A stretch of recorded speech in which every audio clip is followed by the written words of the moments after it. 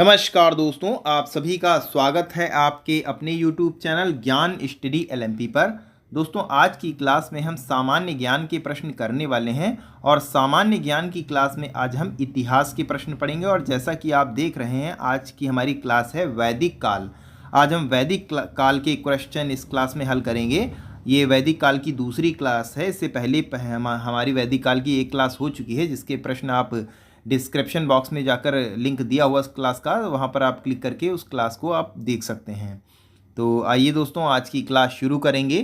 Class शुरू करने से पहले अगर दोस्तों आप चैनल पर पहली बार आए हैं तो चैनल को सब्सक्राइब कर लें, साथ में बेल आइकन को अंडर प्रेस कर लें, जिससे डेली की डेली जो हमारी क्लास होती है उसकी जानकारी आपको मिलती रहेगी। तो अब दोस्तों आइए आज की क्लास शुरू करते हैं। आज की क्लास का हमारा पहला प्रश्न है, शतपथ ब्राह्मण में उल्लेखित राजा विदेह माधव से संबंधित ऋषि थे। कौन से ऋषि संबंधित थे आपको यहाँ पर बताना है। ऋषि भारद्वाज, ऋषि वशिष्ठ, ऋषि विश्वामित्र, ऋषि गौतम रहुगण।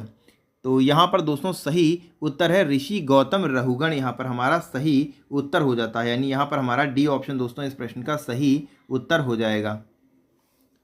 आर्यों के पूर्व दिशा की ओर प्रसार के विषय में शतपथ ब्राह्मण में वर्णित विदेह माधव की आख्यायिका उल्लेखनीय है। इसके अनुसार राजा विदेह माधव से संबंधित ऋषि गौतम रहुगण थे। तो यहाँ पर हमारा डी ऑप्शन दोस्तों सही उत्तर हो जाएगा। अगले प्रश्न की ओर हम चलेंगे। अगला दोस्तों हमारा 2 नंबर का प्रश्न आ जाता है, उत्तर वैदिक काल में निम्नलिखित में से किनको आर्य संस्कृति का धुर समझा जाता था। अंग मगध, कौशल विदेह, कुरु पांचाल, मत्स्य सुरसेन। तो इसका दोस्तों सही उत्तर है अंग मगध। यहाँ पर हमारा सही उत्तर हो जाता है, यानी यहाँ पर हमारा ए ऑप्शन दोस्तों इस प्रश्न का सही उत्तर हो जाएगा। अंग तथा मगध को आर्य संस्कृति का धुर माना जाता। अंग तथा मगध को आर्य संस्कृति का धुर माना जाता है। ये लोग प्राकृत भाषा बोलते थे और आर्य संस्कृति के प्रभाव से बाहर थे। इनके प्रति तिरस्कारपूर्ण भाव प्रकट किए गए हैं तथा यहाँ के लोगों के ज्वरग्रसित होने की संभावना भी व्यक्त की गई है। अथर्ववेद में मगध और अंग दोनों को दूरस्थ प्रदेश कहा गया है। तो यहाँ पर हमारा इस प्रकार ए ऑप्शन दोस्तों सही उत्तर हो जाता है। अब हम दोस्तों अगले प्रश्न की ओर चलेंगे। अगला दोस्तों हमारा 3 नंबर का प्रश्न आ जाता है, गोत्र शब्द का प्रयोग सर्वप्रथम हुआ था। कहाँ पर हुआ था आपको बताना है। अथर्ववेद में, ऋग्वेद में, सामवेद में, यजुर्वेद में। तो इसका दोस्तों सही उत्तर हो जाएगा, गोत्र शब्द का सर्वप्रथम प्रयोग हुआ है ऋग्वेद में हुआ है। तो यहाँ पर दोस्तों हमारा बी ऑप्शन दोस्तों इस प्रश्न का सही उत्तर हो जाएगा। बी ऑप्शन दोस्तों यहाँ पर हमारा सही उत्तर हो जाएगा। गोत्र शब्द का सर्वप्रथम उल्लेख ऋग्वेद में मिलता है। गोत्र शब्द का मूल अर्थ होता है गोष्ठ अथवा वह स्थान जहाँ समूचे कुल का गोधन पाला जाता था, परंतु बाद में इसका अर्थ एक ही मूल पुरुष से उत्पन्न लोगों का समुदाय हो गया। गोत्र प्रथा की स्थापना उत्तर वैदिक काल में हुई थी। तो यहाँ पर दोस्तों हमारा बी ऑप्शन दोस्तों सही उत्तर हो जाएगा। ये दोस्तों हम अगले प्रश्न की ओर चलेंगे। अगला दोस्तों हमारा प्रश्न है, ऋग्वेद काल में जनता निम्न में से मुख्यतः दोस्तों यहाँ पर होगा, गलत टाइपिंग हो गई है, मुख्यतः यहाँ पर होगा, मुख्यतः किस पर विश्वास करती थी। मूर्ति पूजा पर, एकेश्वरवाद पर, देवी पूजा पर, बलि एवं कर्मकांड पर। तो यहाँ पर हमारा सही उत्तर हो जाएगा बलि एवं कर्मकांड। यहाँ पर हमारा सही उत्तर हो जाता है, यानी डी ऑप्शन दोस्तों इस प्रश्न का सही उत्तर हो जाता है। ऋग्वैदिक काल में यज्ञ की प्रधानता थी। यज्ञ हिंसात्मक और अहिंसात्मक दोनों ही होता था। देव पूजा के साथ साथ पितरों की पूजा भी यहाँ पर की जाती थी और बलि और कर्मकांड में विश्वास करते थे। तो यहाँ पर हमारा डी ऑप्शन दोस्तों सही उत्तर हो जाएगा। ये हम अगले प्रश्न की ओर चलेंगे। अगला दोस्तों हमारा 5 नंबर का प्रश्न आ जाता है, प्रसिद्ध 10 राजाओं का युद्ध किस नदी के तट पर लड़ा गया? गंगा, ब्रह्मपुत्र, कावेरी, परुष्णी। तो इसका दोस्तों सही उत्तर हो जाएगा, इसका दोस्तों यहाँ पर हमारा सही उत्तर हो जाएगा परुष्णी, यानी यहाँ पर हमारा डी ऑप्शन दोस्तों सही उत्तर हो जाता है। 10 राज्य युद्ध यानी 10 राजाओं का युद्ध परुष्णी नदी, आधुनिक जिसे रावी नदी के नाम से हम जानते हैं, के तट पर लड़ा गया, जिसमें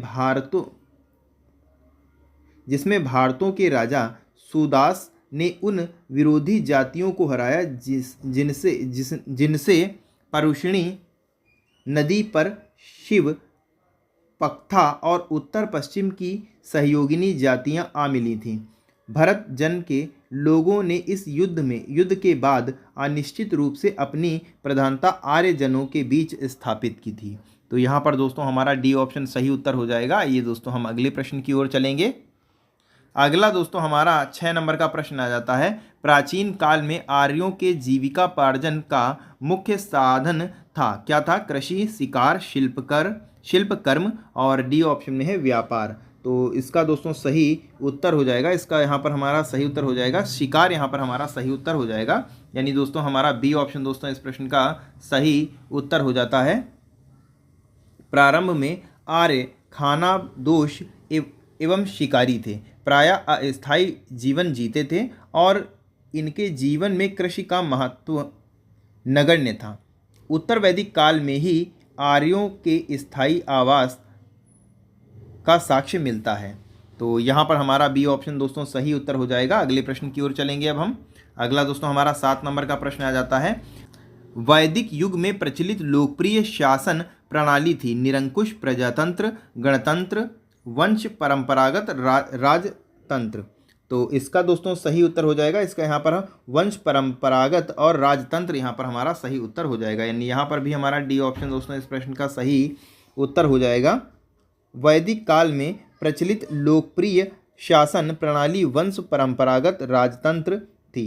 यद्यपि जनता द्वारा चुनाव के उदाहरण भी मिलते हैं, परंतु जन रुचि राज परिवार के लोगों तक ही जान पड़ती थी। तो यहाँ पर हमारा डी ऑप्शन सही उत्तर हो जाएगा। अगले प्रश्न की ओर हम चलेंगे। अगला दोस्तों हमारा 8 नंबर का प्रश्न आ जाता है। आयुर्वेद अर्थात जीवन का विज्ञान का उल्लेख सर्वप्रथम कहाँ मिलता है? आरण्यक में, सामवेद में, यजुर्वेद में, अथर्ववेद में। तो इसका दोस्तों सही उत्तर हो जाएगा, इसका दोस्तों सही उत्तर हो जाता है अथर्ववेद, यहाँ पर हमारा सही उत्तर हो जाता है, यानी डी ऑप्शन दोस्तों फिर से एक बार हमारा सही उत्तर हो जाता है। अथर्ववेद में सामान्य मनुष्यों के विचारों तथा अंधविश्वासों का विवरण मिलता है। इसमें विविध विषयों यथा रोग निवारण, समन्वय, राजभक्ति, विवाह तथा प्रणय गीतों आदि के विवरण सुरक्षित हैं। तो यहाँ पर हमारा डी ऑप्शन सही उत्तर हो जाएगा। अगले प्रश्न की ओर हम चलेंगे। अगला दोस्तों हमारा 9 नंबर का प्रश्न आ जाता है। सर्वाधिक ऋग्वैदिक सूक्त समर्पित हैं अग्नि को, इंद्र को, रुद्र को, विष्णु को। तो इसका दोस्तों सही उत्तर हो जाएगा, इसका दोस्तों सही उत्तर हो जाता है ऑप्शन बी, इंद्र को यहाँ पर हमारा सही उत्तर हो जाता है, यानी यहाँ पर हमारा बी ऑप्शन दोस्तों इस प्रश्न का सही उत्तर हो जाता है। ऋग्वेद में इंद्र का वर्णन सर्वाधिक प्रतापी देवता के रूप में किया जाता है, जिसमें 250 सूक्त समर्पित हैं। यह ऋग्वेद काल का सर्वाधिक लोकप्रिय देवता था। इंद्र को आर्यों का युद्ध नेता और वर्षा आंधी तूफान का देवता माना जाता था। ऋग्वेद में अग्नि को 200 सूक्त समर्पित हैं और वह इस काल का दूसरा सर्वाधिक महत्वपूर्ण देवता माना जाता था। तो यहाँ पर अगर दूसरे नंबर की बात की जाए तो अग्नि आ जाएगा, हमारा उत्तर सही, अग्नि हमारा उत्तर सही उत्तर हो जाएगा। तीसरे स्थान की बात कर ली जाए तो वरुण का स्थान आता था, जो समुद्र का देवता एवं ऋतु का नियामक माना जाता था। तो इस प्रकार दोस्तों यहाँ पर हमारा बी ऑप्शन सही उत्तर हो जाएगा। अगले दोस्तों प्रश्न की ओर हम चलेंगे अब। अगला दोस्तों हमारा 10 नंबर का प्रश्न आ जाता है। गायत्री मंत्र किस पुस्तक में मिलता है? उपनिषद में मिलता है, भगवद गीता, ऋग्वेद, यजुर्वेद। तो इसका दोस्तों सही उत्तर हो जाएगा ऋग्वेद, यहाँ पर हमारा सही उत्तर हो जाएगा, यानी यहाँ पर हमारा सी ऑप्शन दोस्तों इस प्रश्न का सही उत्तर हो जाएगा। गायत्री मंत्र ऋग्वेद में उल्लिखित है, इसके रचनाकार विश्वामित्र हैं और यह सविता सूर्य देवता को समर्पित है। यह मंत्र ऋग्वेद के तृतीय मंडल में वर्णित हैं। तो यहाँ पर हमारा सी ऑप्शन सही उत्तर हो जाएगा। अगले प्रश्न पर हम चलेंगे। अगला दोस्तों हमारा 11 नंबर का प्रश्न आ जाता है। नंबर का प्रश्न है, श्रीमद् भगवद गीता मौलिक रूप से किस भाषा में लिखी गई है? संस्कृत, उर्दू, पाली, हिंदी। तो ये दोस्तों लिखी गई है संस्कृत भाषा में। तो यहाँ पर हमारा ए ऑप्शन दोस्तों सही उत्तर हो जाएगा। भगवद गीता का मूल रूप जो है वो संस्कृत में लिखा हुआ है। श्रीमद् भगवद गीता का मौलिक रूप संस्कृत भाषा में लिखा गया है और यह प्राचीन धार्मिक ग्रंथ महाभारत का एक भाग है। तो यहाँ पर हमारा ए ऑप्शन सही उत्तर हो जाएगा। अगले प्रश्न की ओर दोस्तों हम चलेंगे। अगला दोस्तों 12 नंबर का हमारा प्रश्न आ जाता है, महाभारत मूलतः किस रूप में जानी जाती है? वृहत कथा, ब्राह्मण, वृहत संहिता, जय संहिता। तो महाभारत मुख्य रूप से जानी जाती है जय संहिता के रूप में जानी जाती है। तो यहाँ पर हमारा डी ऑप्शन दोस्तों इस प्रश्न का सही उत्तर हो जाएगा। महाभारत मूलतः महाभारत के प्रारंभिक रचना काल की बात कर ली जाए तो 8800 श्लोक थे और इसे जय संहिता के नाम से जाना जाता था। महाभारत का दूसरा संस्करण महाभारत का दूसरा संस्करण भारत था, जिसमें श्लोकों की संख्या 24,000 थी। वर्तमान महाभारत में 1,00,000 श्लोक प्राप्त हैं। यह इसका अंतिम संस्करण है, जिसे सतसहस्त्री संहिता या महाभारत कहा जाता है। तो यहाँ पर हमारा डी ऑप्शन दोस्तों सही उत्तर हो जाता है। अगले प्रश्न पर दोस्तों अब हम चलेंगे। अगला दोस्तों 13 नंबर का हमारा प्रश्न आ जाता है, हिंदू पौराणिक कथा के अनुसार समुद्र मंथन हेतु किस सर्प ने रस्सी के रूप में स्वयं को प्रस्तुत किया? कालिया, वासुकी, पुष्कर, शेषनाग। तो यहाँ पर दोस्तों हमारा सही उत्तर हो जाएगा वासुकी। यहाँ पर हमारा सही उत्तर हो जाएगा, यानी यहाँ पर हमारा बी ऑप्शन दोस्तों सही उत्तर हो जाता है। हिंदू पौराणिक कथा के अनुसार समुद्र मंथन हेतु मथनी के रूप में मंद्राचल पर्वत तथा रस्सी के रूप में सर्पों के राजा वासुकी का प्रयोग किया गया था, जिसमें विष्णु ने कूर्मावतार धारण कर मंद्राचल पर्वत को अपने ऊपर रखा था। तो यहाँ पर दोस्तों हमारा बी ऑप्शन सही उत्तर हो जाएगा। अगले प्रश्न की ओर दोस्तों हम चलेंगे। अगला दोस्तों हमारा 14 नंबर का प्रश्न है, सत्यमेव जयते शब्द किस उपनिषद से लिया गया है? मुंडकोपनिषद, कठोपनिषद, छंदोग्यनिषद, इनमें से कोई नहीं। तो इसका दोस्तों सही उत्तर हो जाएगा मुंडकोपनिषद। यहाँ पर हमारा सही उत्तर हो जाएगा।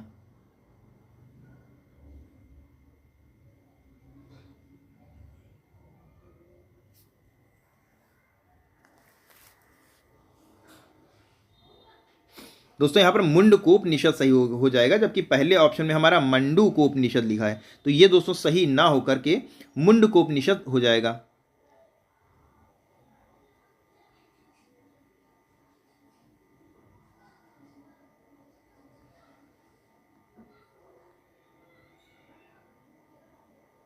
तो मुंडकोपनिषद हमारे किसी भी ऑप्शन में नहीं दिया हुआ है, तो यहाँ पर हमारा डी ऑप्शन सही उत्तर हो जाएगा।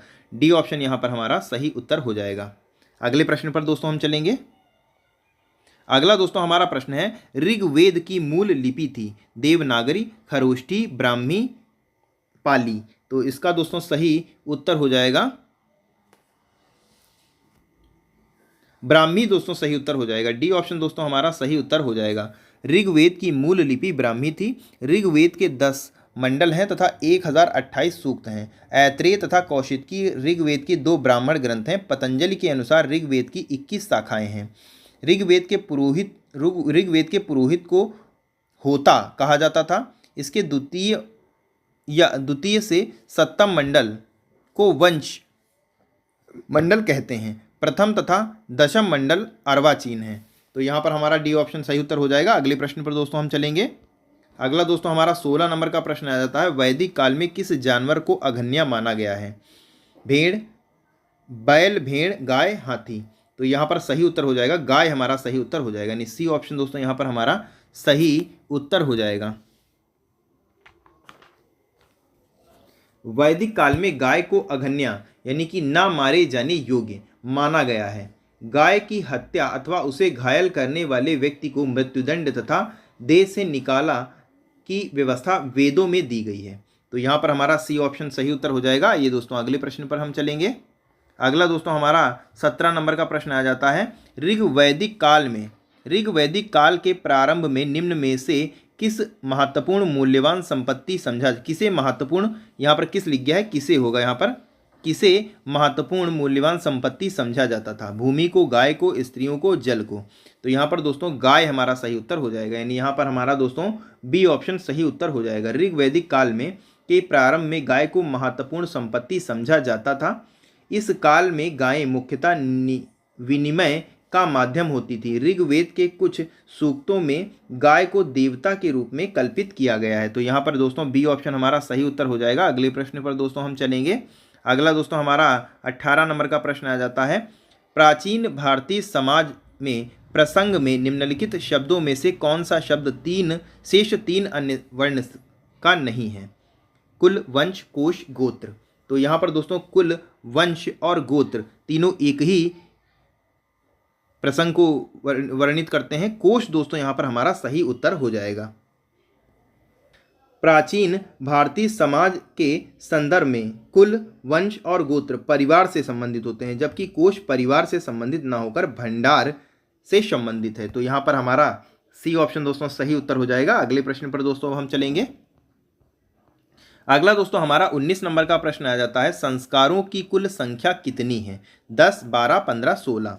तो संस्कारों की कुल संख्या मानी जाती है 16। तो यहाँ पर हमारा डी ऑप्शन दोस्तों सही उत्तर हो जाएगा। संस्कार का शाब्दिक अर्थ परिष्कार, शुद्धता अथवा पवित्रता। गौतम धर्म सूत्र में इसकी संख्या 48 मिलती है। मनु ने गर्भाधान में मृत्यु पर्यंत 13 संस्कारों का उल्लेख किया है। बाद में स्मृतियों में इनकी संख्या 16 स्वीकार की गई है।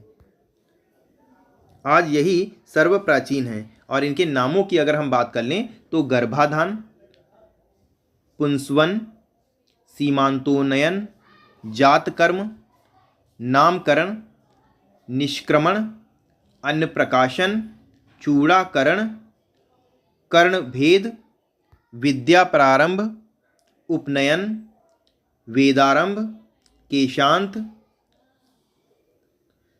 समानव्रतन, विवाह और अंत्येष्टि। इतने दोस्तों संस्कारों का उल्लेख किया गया है। तो यहाँ पर हमारा डी ऑप्शन सही उत्तर हो जाएगा। ये दोस्तों अगले प्रश्न पर चलेंगे। अगला दोस्तों हमारा 20 नंबर का प्रश्न आ जाता है और आज का हमारा अंतिम प्रश्न है। जीविकापार्जन हेतु वेद वेदांग पढ़ने वाला अध्यापक क्या कहलाता है? आचार्य, अथर्वयु, उपाध्याय, पुरोहित। तो इसका दोस्तों सही उत्तर हो जाएगा उपाध्याय, यहाँ पर सही उत्तर हो जाएगा, यानी यहाँ पर हमारा सी ऑप्शन दोस्तों सही उत्तर हो जाएगा। वैदिक काल में जीविकापार्जन हेतु वेद वेदांग पढ़ाने वाला अध्यापक को उपाध्याय कहते थे। आचार्य गुरुकुल की स्थापना करने अपने शिष्यों को पढ़ाता था तथा कोई फीस नहीं लेता था, किंतु शिष्य के द्वारा दी गई दक्षिणा स्वीकार कर लेता था। अथर्वयु वैदिक काल में वैदिक यज्ञ के अवसर पर वैदिक मंत्रों का उच्चारण करता था, जबकि पुरोहित का कार्य कर्मकांडों को संपादित कराना था। तो इस प्रकार दोस्तों यहाँ पर सी ऑप्शन हमारा सही उत्तर हो जाता है। तो कैसी लगी दोस्तों आज की क्लास, आपको कमेंट करके बताना है। और अगर दोस्तों आज की क्लास आपको अच्छी लगी हो तो वीडियो को लाइक करें और ज़्यादा से ज़्यादा शेयर करें। और अगर किसी भी प्रश्न में आपको कोई भी डाउट हो तो आप कमेंट बॉक्स में पूछ सकते हैं, आपके प्रश्न का उत्तर ज़रूर दिया जाएगा। और अगर आप चैनल पर पहली बार आए हैं तो चैनल को सब्सक्राइब ज़रूर कर लें। तो इसी के साथ दोस्तों फिर मिलते हैं हम अगली क्लास में। तब तक के लिए नमस्कार, जय हिंद, जय भारत।